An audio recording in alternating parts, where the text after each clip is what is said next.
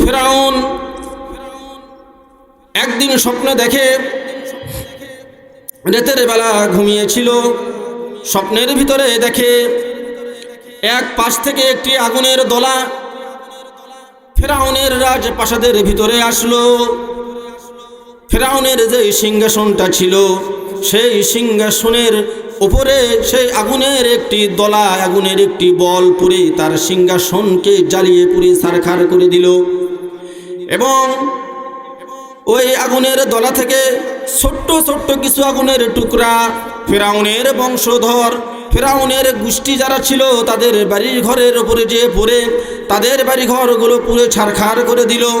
ফিরআউন এই স্বপ্ন দেখার পরে সকালবেলা তার প্রাসাদের ভিতরে এসে যে সমস্ত লোক তার প্রাসাদে চাকরি করত, এমপি, মন্ত্রী এবং বিভিন্ন ধরনের পাদ্রী এবং যেই সমস্ত লোক স্বপ্নের তাবির করে, তাদেরকে একত্রিত করলো। করার পরে তাদের সামনে স্বপ্নের ব্যাখ্যা জানতে চাইল। যখন সে স্বপ্নটা তাদের সামনে আলোচনা করলো, আলোচনা করার পরে জানতে চাইল, তোমরা আমাকে এই স্বপ্নের ব্যাখ্যাটা দাও। মানুষ তো আমরা সকলেই স্বপ্ন দেখি, কিন্তু স্বপ্নের ভিতরে এমন কিছু বার্তা দিয়ে দেওয়া হয়, যেই বার্তা দ্বারা যারা জ্ঞানী গুণী লোক তারা বুঝতে পারে সামনে আমার কোনো ক্ষতি আসবে না কোনো মঙ্গল হবে। মানুষ তারা বুঝতে পারে, যারা জ্ঞানী মানুষ। ফিরআউন অত্যন্ত চৌকান্ন একজন ব্যক্তি, যার কারণে সে একটি জরুরিভাবে সবার আয়োজন করলো, করে তাদেরকে বলল, তোমরা ব্যাখ্যা দাও। তার স্বপ্নের ঘটনা লোকজন শোনার পরে তারা চিন্তিত হয়ে পড়ল, এখন যদি আমরা স্বপ্নের ব্যাখ্যাটা বলে দিই তাহলে ফিরআউন আমাদেরকে আস্ত রাখবে না। তারা সকলেই চুপ। ফিরআউন বারবার বলতেছে, তোমরা আমাকে স্বপ্নের ব্যাখ্যাটা দাও। তারা কেউ মাথা উঠায় না। এক পর্যায়ে ফিরআউন অত্যন্ত রাগান্বিত স্বরে বলল, আমার রাজ্যে থাকো, আমার খাও, তোমরা আমার পরো, আমার খেয়ে আমার পরে আমার স্বপ্নের ব্যাখ্যা তোমরা দিতে চাচ্ছ না, এর কারণটা কি? তখন একজন ব্যক্তি বলে উঠল, বাদশা নামদার, আমি যদি আপনাকে স্বপ্নের ব্যাখ্যাটা দিই তাহলে আপনি আমাকে কথা দেন, আমি স্বপ্নের ব্যাখ্যা দেওয়ার পরে আপনি আমার উপর কোনো রকম আঘাত প্রয়োগ করবেন না, আমার কল্লা আমার দেহ থেকে আলাদা করে দিবেন না। যদি আপনি ওয়াদা দেন তাহলে আমি আপনাকে স্বপ্নের ব্যাখ্যাটা বলবো। ফিরআউন তখন তাকে বলল, ঠিক আছে, তুমি আমাকে স্বপ্নের ব্যাখ্যাটা বলো। ফিরআউনের কথা মতো ওই পাদ্রী স্বপ্নের ব্যাখ্যা বলল যে এই দিক থেকে একটি আগুনের দলা আসবে, মানে একজন লোককে এই দিক থেকে পাঠানো হবে, যেই লোক আসার পরে আপনার এই সিংহাসন, আপনার এই খোদাই দাবি করার সিংহাসন, আপনার যে পাওয়ার, আপনার যেই ক্ষমতা, সব কিছু ভেঙে চূর্ণ বিচূর্ণ করে দিবে। এরকম একজন ব্যক্তি দুনিয়াতে আসতেছে, যে এসে আপনার এই সমস্ত ক্ষমতা সব কিছু কেড়ে নিয়ে আল্লাহ তাআলার একত্ববাদ, আল্লাহ তাআলার হুকুম এই জমিনে কায়েম করবে।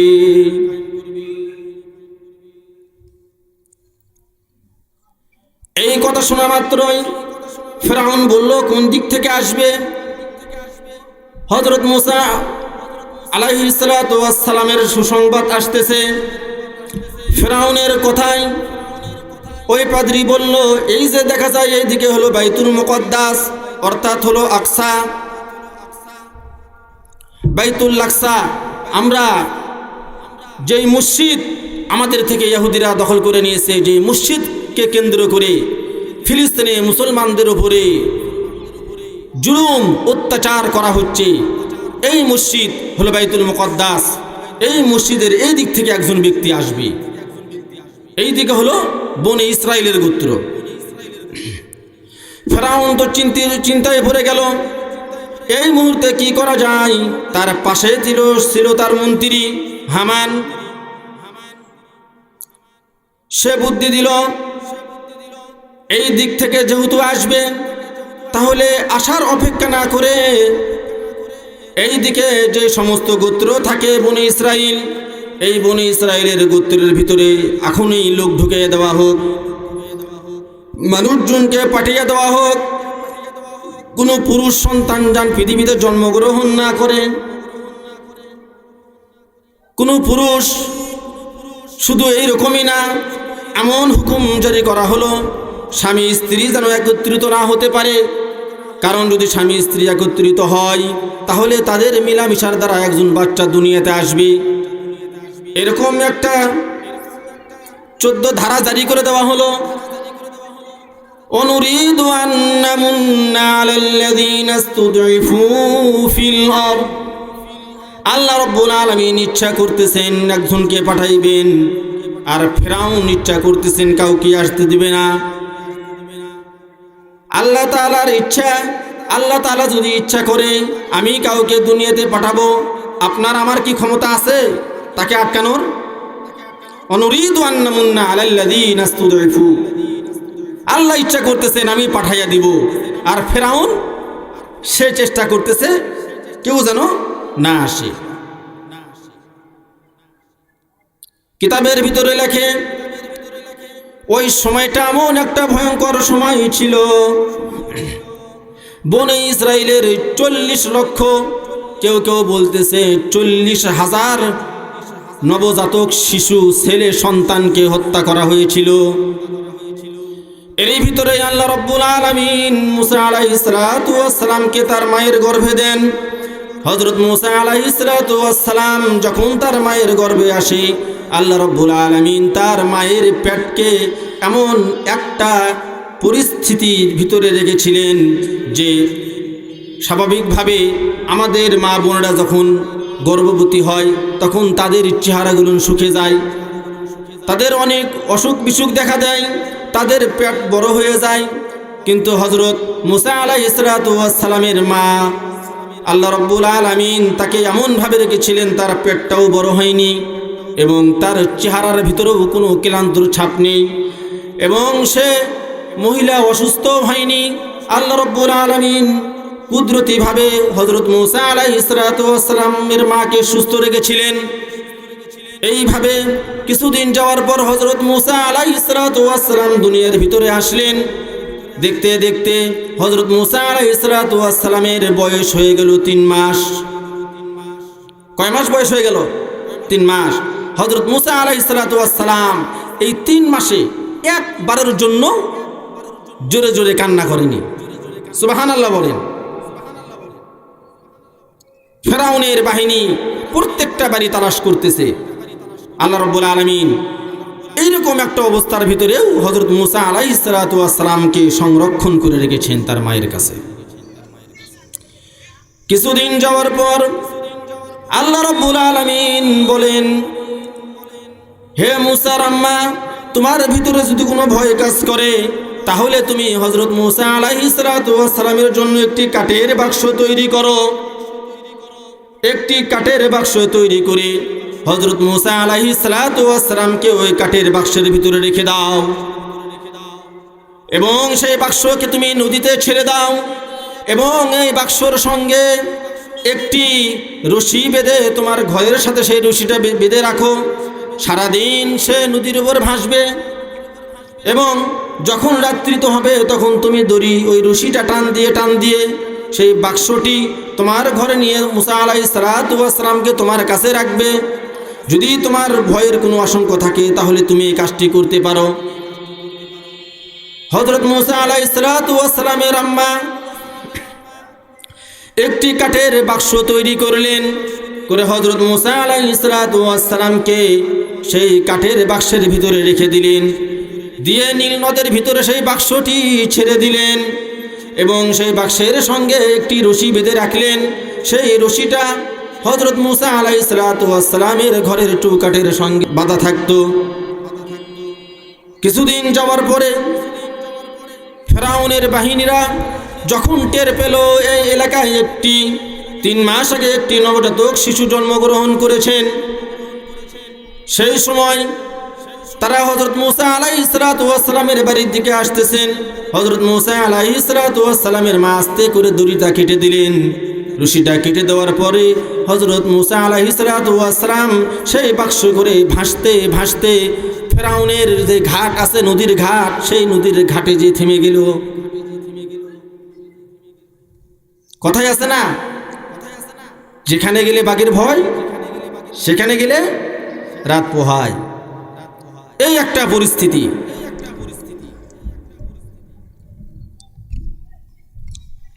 এলাকার ভিতরে জানাজানি হয়ে গেল ফেরাউনের ঘাটে একটি বাক্স, কাঠের একটি বাক্স ভেসে আসছে। সেই বাক্সের ভিতরে সুন্দর একটা ছেলে সন্তান, 3 মাসের একটি সন্তান সেই বাক্সের ভিতরে আছে। এটার খবর যখন চতুর্দিকে ছড়ায় গেল, মুসা আলাইহিস সালাতু ওয়াস সালামের মা টেনশনে পড়ে গেলেন, হায় আল্লাহ, এখন কি অবস্থা হবে। এইদিকে ফেরাউন বলে দিল, ওই বাক্সটি তুলে নিয়ে আসো। নিয়ে আসার পরে ওই বাক্সের ভিতরে যে বাচ্চাটি আছে সেই বাচ্চাকে জবাই করে দাও।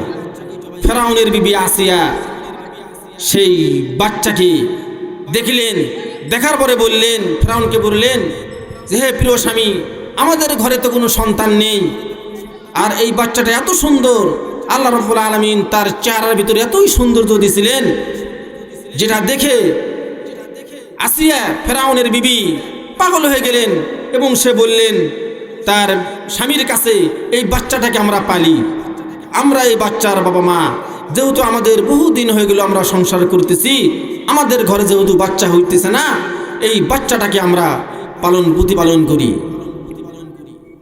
দেখেন কোথায় মার দিছে। মহিলা মানুষ যখন কথা বলে তখন পুরুষ মানুষ ওই জায়গায় দুর্বল। আপনি বাহিরে যতই শক্তিশালী হন না কেন, আপনার পাওয়ার বাহিরে যতই থাক না কেন, বিবির কাছে যখন আপনি আসবেন তখন আপনি অটোমেটিক বিড়াল। ফেরাউন চুপচাপ কোনো কথা বললেন না। হযরত আসিয়া মুসা আলাইহিস সালাতু ওয়াস সালামকে কোলে নিলেন, নিয়ে তার রাজপ্রাসাদে নিয়ে গেলেন। নিয়ে যাওয়ার পরে বাচ্চা কাঁদতেছে, দুধ খায় না। আল্লাহ রাব্বুল আলামিন দেখেন কিভাবে এখানে সূক্ষ্মভাবে কাজ করেছেন।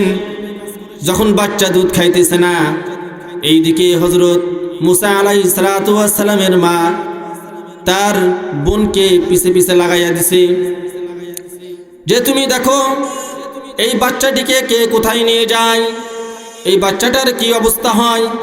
হযরত মুসা আলাইহিস সালাতু ওয়াস সালামের বোন দেখতেছেন এই বাচ্চাটিকে আসিয়া তার রাজপ্রাসাদে নিয়ে গেল। নিয়ে যাওয়ার পরে হযরত মুসা আলাইহিস সালাতু ওয়াস সালাম কান্নাকাটি করতেছে। তখন এলাকার ভিতরে যে সমস্ত মহিলারা বাচ্চাদেরকে দুধ পান করায়, আগের জামানায় ভাড়ায় মহিলা পাওয়া যাইত বাচ্চাদেরকে দুধ পান করানোর জন্য। কোন মহিলার দুধ হযরত মুসা আলাইহিস সালাতু ওয়াস সালাম পান করেন না।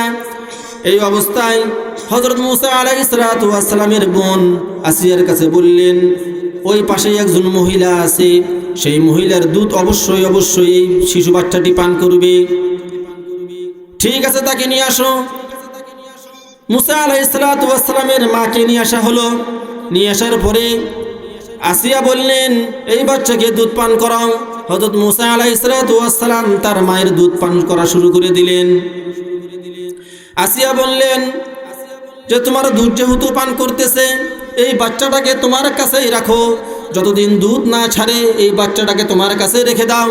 আল্লাহ রাব্বুল আলামিন কুদরতিভাবে তার বাচ্চাকে তার কাছেই ফিরে দিলেন। আল্লাহ তাআলার হিকমত দেখছেন, যার বাচ্চা আল্লাহ রাব্বুল আলামিন তার কাছেই ফিরিয়ে দিল। ফেরাউন বলল, শুধু বাচ্চাকে দুধ খাওয়াবে এমনটি নয়, তুমি যে বাচ্চাকে দুধ খাওয়াবে প্রতি মাসে এর জন্য আমার রাজ্য থেকে তোমাকে উপঢৌকন দেওয়া হবে। শুধু এমন নয়, তোমার দুধ যেহেতু পান করতেছে, প্রতি মাসে তোমাকে এই বাচ্চাকে দুধ পান করানো বাবদ কিছু বেতনও দেওয়া হবে। মুসা আলাইহিস সালাতু ওয়াস সালাম আস্তে আস্তে বড় হলেন। কিছুদিন এই মায়ের এখানে থাকে, কিছুদিন ফেরাউনের রাজপ্রাসাদে গিয়ে থাকে। একদিন হযরত মূসা আলাইহিস সালাতু ওয়াস সালাম বাড়ি থেকে আসতেছেন, রাস্তার মধ্যে দেখে কিপ্তি বংশের একজন পুলিশ এবং বনি ইসরাইলের একজন ব্যক্তি রাস্তার ভিতরে দুইজন মারামারি করতেছে। মূসা আলাইহিস সালাতু ওয়াস সালাম তো জানেন যে আমি বনি ইসরাইল গোত্রের লোক, আর বনি ইসরাইল গোত্রের সঙ্গে এই কিপ্তি বংশের ব্যক্তি মারামারি করতেছে। গায়ের রাগে ওই কিপ্তি বংশের লোককে হযরত মূসা আলাইহিস সালাতু ওয়াস সালাম একটি থাপ্পড় দিলেন। দেওয়ার সঙ্গে সঙ্গে ওই কিপ্তি বংশের লোকটি ওখানেই মারা গেলেন। এই কথা আস্তে আস্তে ফেরাউনের রাজপ্রাসাদে চলে গেল। ফেরাউন তখন হযরত মূসা আলাইহিস সালাতু ওয়াস সালামকে ধরার জন্য সৈন্য পাঠালেন। এইদিকে মূসা আলাইহিস সালাতু ওয়াস সালামের কানেও খবর আসলো যে ফেরাউন তার বাহিনীকে পাঠাইছে তোমাকে ধরে নিয়ে যাওয়ার জন্য। মূসা আলাইহিস সালাতু ওয়াস সালাম ওখান থেকে এক দৌড় দিয়ে পালালেন।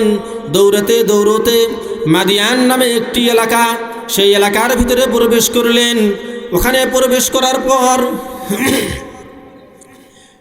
লক্ষ্য করে দেখলেন বেশ কিছু যুবক কিছু ছাগলকে একটি কুয়া থেকে পানি পান করাইতেছে। তার পাশে আরেকটি কুয়া, সেই কুয়ার মুখে একটি বড় পাথর দিয়ে কুয়ার মুখটা আটকানো। দূরে তাকাইয়া দেখে দুইজন মেয়ে কিছু ছাগল নিয়ে দাঁড়ায়া আছে। তারা পানি পান করাবে তার ছাগলের বাচ্চাকে। হযরত মূসা আলাইহিস সালাতু ওয়াস সালাম ওই দুইজন মহিলাকে, দুইজন মেয়েকে ডাক দিলেন। ডাক দেওয়ার পরে ওই পাথরটা সরাইয়া দিলেন। ওই পাথরের ওজন কিতাবের ভিতরে লেখে এই পাথরটা এত বড় ছিল 40 জন ব্যক্তি মিলে ওই পাথরটা উঁচু করা লাগতো। এই পাথরকে সরাইয়া দিয়ে ছাগলকে পানি পান করানো হলো। করানোর পর ওই দুই মেয়ে হযরত মূসা আলাইহিস সালাতু ওয়াস সালামের এই ঘটনাটা বাড়িতে গিয়ে বয়ান করলেন। বাড়িতে যে বয়ান করার পরে ওই দুই মেয়ের পিতা হযরত মূসা আলাইহিস সালাতু ওয়াস সালামকে ডেকে পাঠালেন। হযরত মূসা আলাইহিস সালাতু ওয়াস সালাম তাদের বাসায় গেলেন। যাওয়ার পরে সেই ব্যক্তি বলল যে হে মূসা, তুমি যদি আমার বাসায় 10 বছর কাজ করো, 10 বছর কাজ করার পরে আমার এই দুই মেয়ে আছে, এই দুই মেয়ের ভিতর থেকে যে কোনো একজনকে তোমার পছন্দ হয় তুমি তাকে বিবাহ করতে পারবে। হযরত মূসা আলাইহিস সালাতু ওয়াস সালাম 10 বছর হযরত শুআয়ব আলাইহিস সালাতু ওয়াস সালামের বাসায় ছাগল লালন পালন করলেন। 10 বছর পর হযরত মূসা আলাইহিস সালাতু ওয়াস সালামের সঙ্গে তার মেয়েকে বিবাহ দিলেন। দেওয়ার পরে হযরত মূসা আলাইহিস সালাতু ওয়াস সালাম ওখান থেকে রওনা হলেন। প্রতিমধ্যে আসার সময় মূসা আলাইহিস সালাতু ওয়াস সালামের বিবি যেহেতু গর্ভবতী ছিলেন, বাচ্চা হবে, বাচ্চা হওয়ার জন্য আগুনের প্রয়োজন। যখন মহিলাদের বাচ্চা হয় তখন কিছু গরম আগুনের প্রয়োজন হয়। দেখেন আল্লাহ রাব্বুল আলামিন এই পথে হযরত মূসা আলাইহিস সালাতু ওয়াস সালামকে নবুয়ত দান করবেন। মূসা আলাইহিস সালাতু ওয়াস সালাম রাস্তা দিয়ে যাইতেছিলেন তার বিবিকে সঙ্গে করে। কিছু দূর যাওয়ার পর দেখলেন একটি আগুনের দলা। হযরত মূসা আলাইহিস সালাতু ওয়াস সালাম মনে করলেন ওই আগুনটা আমি নিয়ে আসি। হযরত মূসা আলাইহিস সালাতু ওয়াস সালাম আগুনের দিকে যত যায় ততই আগুন তার থেকে দূরে সরে যায়। এইভাবে চলতে চলতে আগুন থেকে আওয়াজ আসে। তখন মূসা আলাইহিস সালাতু ওয়াস সালাম বলেন, হে আগুন, আসলে তুমি কে? তোমার ভিতর থেকে আওয়াজ আসতেছে। ওই সময় আল্লাহ রাব্বুল আলামিন বলেন, আনা রাব্বুকুমুল আলা, আমি তোমার রব। হে মূসা, আমি তোমার রব। মূসা আলাইহিস সালাতু ওয়াস সালাম কে আল্লাহ রাব্বুল আলামিন ওই জায়গায় নবুয়ত দান করেন। নবুয়ত দান করার পরে মূসা আলাইহিস সালাতু ওয়াস সালামকে বলেন, হে মূসা, এইবার তুমি যাও, মিশরে চলে যাও। মিশরে গিয়ে ফেরাউনকে তুমি আমার একত্ববাদ, আমার দিনের দাওয়াত তুমি দিয়ে দাও। মুসা আলাইহিস সালাম বললেন, হে আল্লাহ, ফেরাউন তো বহুত বড় ক্ষমতাশীল ব্যক্তি, তার বহু সৈন্য, আমি ওখানে কিভাবে তাকে দাওয়াত দেব? আমি তো খালি হাত, আমার হাতে কিছু নাই। আল্লাহ রাব্বুল আলামিন বললেন, তোমার একটি হাত তোমার বগলের নিচে ঢুকাও। ঢুকানোর পরে বললেন, বের করো। বের করার পরে তার হাতে আল্লাহ রাব্বুল আলামিন নূরের আলো দিলেন। এইপরে বললেন, আরেক হাত আরেক বগলের নিচে ঢুকাও। ঢুকানোর পরে ওই হাতেও আল্লাহ রাব্বুল আলামিন তাকে একটি নূরের বরকত দান করলেন। এবং মুসা আলাইহিস সালামের কাছে একটা লাঠিও ছিল, যেটা শুআয়ব আলাইহিস সালাম তাকে দিয়েছিলেন। বলো, এই লাঠি এবং এই যে তোমাকে দুটা মুজিজা দিলাম, দুই হাতে দুটা মুজিজা দিলাম, এই মুজিজা নিয়ে তুমি ফেরাউনের সিংহাসনে যেয়ে দিনের দাওয়াত দিতে থাকো। মুসা আলাইহিস সালাম যখন ফেরাউনের রাজপ্রাসাদে ঢুকলো, ঢুকার পরে বলল, আমি আল্লাহ তাআলার পক্ষ থেকে প্রেরিত রাসূল, আল্লাহ রাব্বুল আলামিন আমাকে নবুয়তি দান করেছেন, তুমি আমার রবের, আমার বন্ধু এর একত্ববাদ স্বীকার করে নাও। তখন ফেরাউন কোনোভাবেই রাজি হয় না। এই অবস্থায় বলল, তুমি যে আল্লাহ তাআলার রাসূল, তুমি যে আল্লাহ রাব্বুল আলামিনের পক্ষ থেকে প্রেরিত রাসূল, তোমাকে যে আল্লাহ রাব্বুল আলামিন নবুয়ত দান করেছেন তার প্রমাণ কি? হযরত মুসা আলাইহিস সালাম ওই মুজিজা তাকে দেখাইয়া দিলেন। বলল, এটা তো জাদু। বলল, এটা জাদু না, আল্লাহ তাআলার পক্ষ থেকে মুজিজা। এরপরে ফেরাউন বলল, তোমার হাতে কি? বলল, এটা আমার হাতে লাঠি। কই, লাঠিতে তুমি কি করো? কোচাই লাঠি আমি ছেড়ে দিলে সাফ হয়ে যাবে। আল্লাহ রাব্বুল আলামিন তাকে বললেন, এই লাঠি তুমি ছেড়ে দাও। লাঠি ছেড়ে দেওয়ার পরে সঙ্গে সঙ্গে বিশাল বড়টি সাপ হয়ে গেল। ফেরাউন বলল, আমি আগেই সন্দেহ করেছিলাম তুমি জাদুঘর, এই লাঠি দিয়ে তুমি সাপ বানাই দিয়েছো, এটা তোমার জাদুর শক্তি। তাহলে ঠিক আছে, এলাকার ভিতরে যে সমস্ত আরও জাদুঘর আছে তাদেরকে ডাকা হলো। ডাকার পরে, সংক্ষিপ্ত বলতেছি, ডাকার পরে তাদেরকে বলা হলো, তোমরা তোমাদের সাপ নিয়ে আসো, দেখি কার সাপের শক্তি বেশি, কে সব থেকে বড় জাদুঘর। ওই সময় যেই সমস্ত লোক যারা ছিল জাদুঘর, তারা তাদের সাপ নিয়ে আসলো, বড় বড় সাপ। তারা বিরাট বড় বড় সাপ ছেড়ে দিল। মুসা আলাইহিস সালাম তার হাতের লাঠিটা ছেড়ে দিলেন। দেওয়ার সঙ্গে সঙ্গে এই সাপটি ওই সমস্ত জাদুঘরের সমস্ত সাপকে একবারে গিলে ফেললো। শুধু সাপকে নয়, এমন একটা পরিস্থিতি তৈরি করলো, ওই সাপটি যেন ফেরাউনের পুরো সিংহাসনকে গিলে খাবে। হযরত মুসা আলাইহিস সালাম সঙ্গে সঙ্গে লাঠিটা ধরে নিলেন এবং ওই সমস্ত জাদুঘর বলে দিলেন, এটা জাদু নয়। মুসা আলাইহিস সালাম যেই কেরামতিটা দেখাইছেন, এটা জাদু নয়, সত্যি আমরা সাক্ষ্য দিতেছি হযরত মুসা আলাইহিস সালাম আল্লাহ তাআলার পক্ষ থেকে নবুয়ত প্রাপ্ত নবী।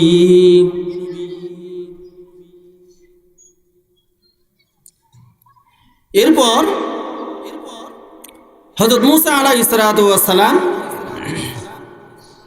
তাকে দিনের দাওয়াত দিলেন। সেই দিনের দাওয়াত কোনোভাবে মানতে রাজি নয়। আস্তে আস্তে সে নিজের অহংকার দেখাইতেছিল। ফেরাউন তার ক্ষমতার অহংকার, দম্ভিকা সে দেখাইতেছিল। আল্লাহ রাব্বুল আলামিন তখন তাকে বিভিন্নভাবে আযাব দিলেন। এক পর্যায়ে তুফান পাঠাইয়া দিলেন আযাব স্বরূপ। লোকজন এসে ফেরাউনকে বলল, তুমি তো আমাদের রব হও, তাহলে এই তুফান যে আসতেছে, এই তুফান থেকে তুমি আমাদেরকে বাঁচাও। ফেরাউন বলল, ঠিক আছে, কাল থেকে আর তুফান আসবে না, আমি বলে দিলাম। এরপরে ফেরাউন আল্লাহ তাআলার দরবারে রাতের বেলা কেঁদে কেঁদে বলল, মাবুদ, আমি জানি তুমি রব, আমি জানি তুমি রব, আমি ভালো হয়ে যাব মাবুদ, তুমি আমাদেরকে এই সমস্ত আযাব থেকে হেফাজত করো। আল্লাহ রাব্বুল আলামিন আযাব থেকে তাকে হেফাজত করলেন। আযাবকে উঠিয়ে নিলেন। ফেরাউন পরের দিন তার লোকদেরকে বলল, দেখছো, বিশ্বাস হয় না আমি যে তোমাদের রব, দেখো তোমাদেরকে গতকাল বলেছিলাম এই আযাব থাকবে না, এই আযাবকে আমি উঠিয়ে দিয়েছি। কত বড় ধোঁকাবাজ! এইভাবে আস্তে আস্তে কয়েকটা প্রকার ব্যঙ্গের একটা আযাব আল্লাহ রাব্বুল আলামিন দিলেন। ফেরাউনের লোকেরা যখন পানি খেতে যায়, পানির ভিতরে ব্যাঙ, খানা খেতে যায়, খানার ঢাকনা আলো উঁচু করার পর দেখে তার ভিতরে ব্যাঙ, এরকম একটা আযাব দিলেন।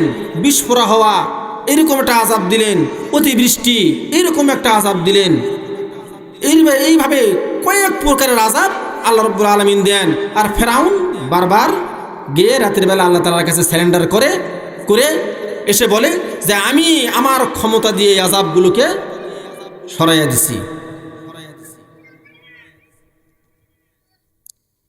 এই যে অহংকার, এই অহংকার যে ধ্বংস করে, সামনে ফেরাউনের ধ্বংস আসতেছে। দেখেন,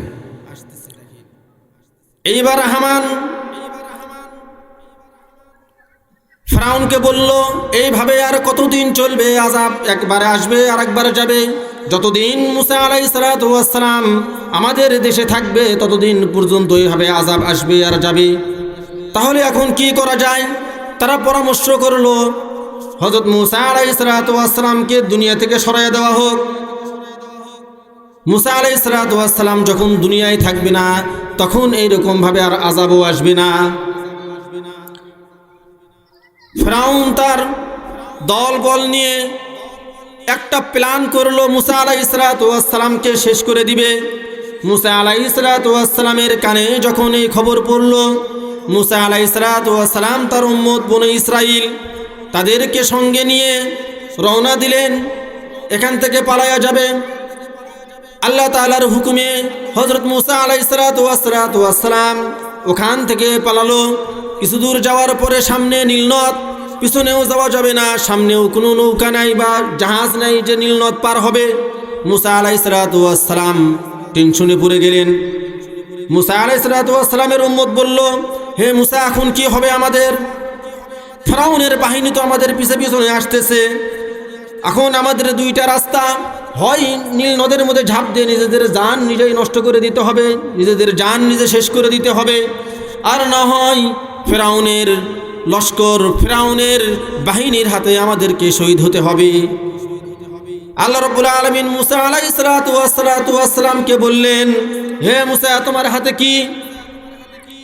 ওমা তিলকা বিয়ামিনিকা ইয়া মুসা, হে মুসা, তোমার হাতে কি? বললে রব্বুল আলামিন, আমার হাতে লাঠি। বলল, এই লাঠিটা দিয়ে তুমি নীল নদের মধ্যে আঘাত করো। হযরত মুসা আলাইহিস সালাতু ওয়াস সালাম নীল নদের মধ্যে একটি আঘাত করলেন। সঙ্গে সঙ্গে আল্লাহ রাব্বুল আলামিন 12টি রাস্তা তৈরি করে দিলেন নীল নদের মধ্যে দিয়ে। হযরত মুসা আলাইহিস সালাতু ওয়াস সালাম তার উম্মতকে নিয়ে নীল নদ দিয়ে পার হলো। এই সময় ফেরাউনের লোকজন এসে উপস্থিত। ফেরাউনের লোকজন আসার পরে বলতেছে, দেখো, এই যে হামান আছে, হামান বলতেছে, দেখো, ফেরাউন যদি আমাদের রব না হতো তাহলে কিভাবে এর ভিতর দিয়ে নদীর ভিতরে রাস্তা তৈরি হলো? এই যে পাম তেল মারা কিছু লোক থাকে না, হ্যাঁ, নেতা খাতা যারা দেখবেন তাদের আশপাশে কিছু তেল মারা লোক থাকে। দুইটা জায়গায় আমাদের দেশে তেল মারা লোক বেশি।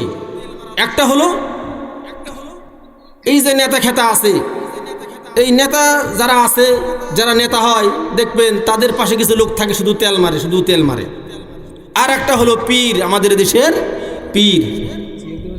এই পীরের পাশে কিছু লোক থাকে, কিছু মুরিদ থাকে, এরা পীরকে এই পরিমাণ তেল মারে যে এই তেল মারার কারণে পীর পর্যন্ত পৌঁছানোই মুশকিল হয়ে যায়।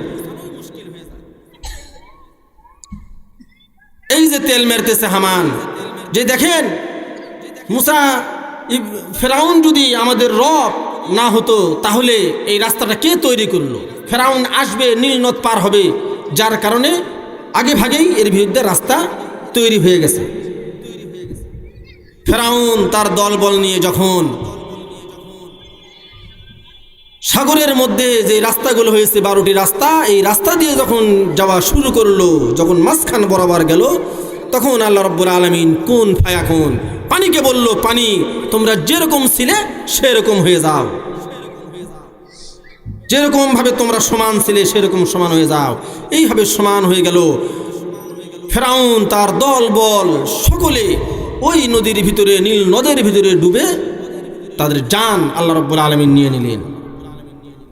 ফেরাউন ওই সময়ও, কিতাবের ভিতর আছে, ফেরাউন ওই সময়ও বলতেছিল, ডুবতে স্যার বলতেছে, আল্লাহ তুমি আমাকে বাঁচাও। তখন ফেরেশতারা ফেরাউনের মুখের ভিতরে মাটি ঢুকে দিয়েছিলেন, যদি আল্লাহ আবার মাফ করে।